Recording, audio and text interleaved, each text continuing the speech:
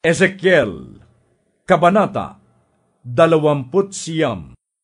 Noong 12 araw ng 10 buwan ng 10 taon ng aming pagkakabihag, sinabi sa akin ni Yahweh, Ezekiel, anak ng tao, harapin mo ang hari ng Ehipto.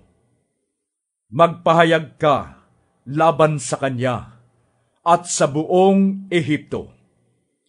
Sabihin mong ito ang ipinapasabi ko. Ako'y laban sa iyo, hari ng Ehipto. Ikaw na malaking buwayang nagbabad sa tubig.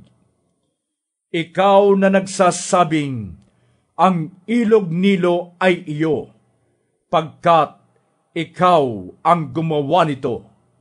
Kakawitin ko ang panga mo, kakapit sa kaliskis mo ang mga isdang kasama mo, at iaahon kita sa tubig, kasama ang mga isdang nakakabit sa iyo.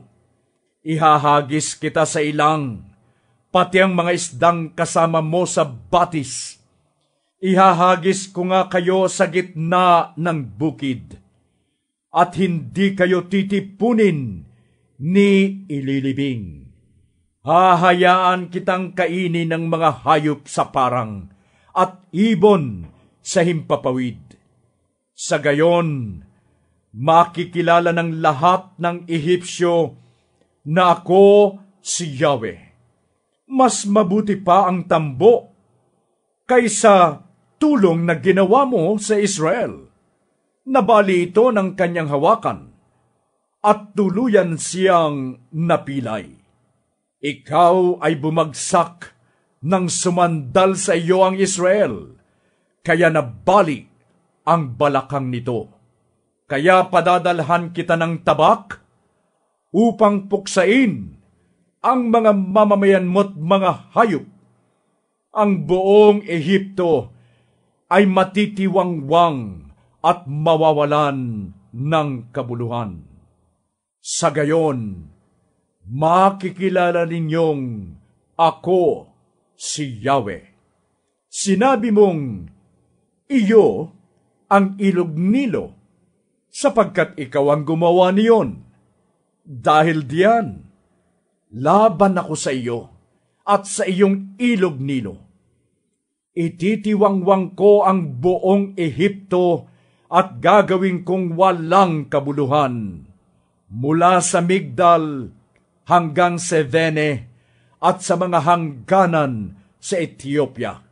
Sa loob ng 40 taon, walang tao o hayop na tutuntong dito ni titira. Gagawin ko itong pinakamapanglaw sa lahat ng lupain, at ang mga lunsod ay 40 taon kong pananatilihing isang lugar na pinabayaan. Ang mga Ehipsyo ay pangangalatin ko sa iba't ibang bansa.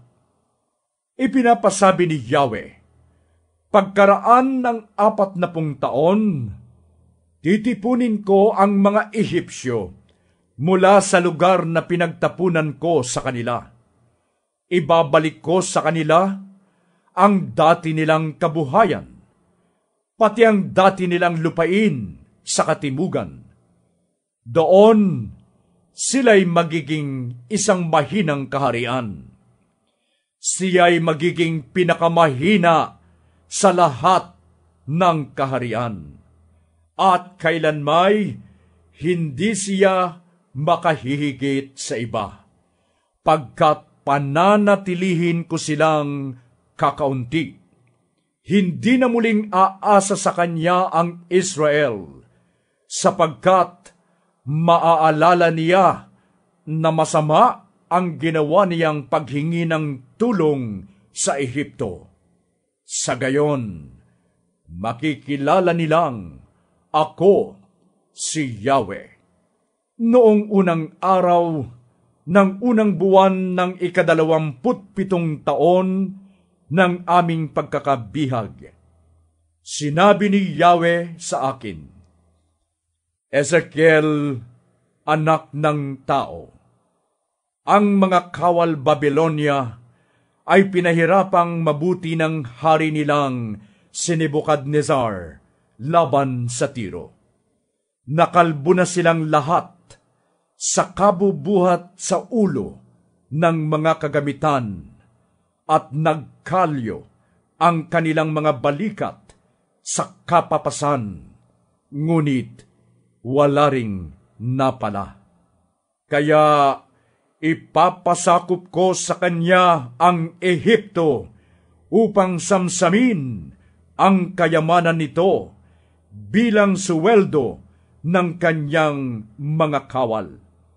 Ibibigay ko sa kanya ang Ehipto bilang kabayaran ng kanyang pagod sa paglilingkod niya sa akin. Kapag nangyari na ang mga ito, palalakasin ko ang Israel, at ikaw, Ezekiel, ang gagawin kong tagapagsalita. Papakinggan ka ng lahat, at sa gayon, makikilala nilang ako si Yahweh.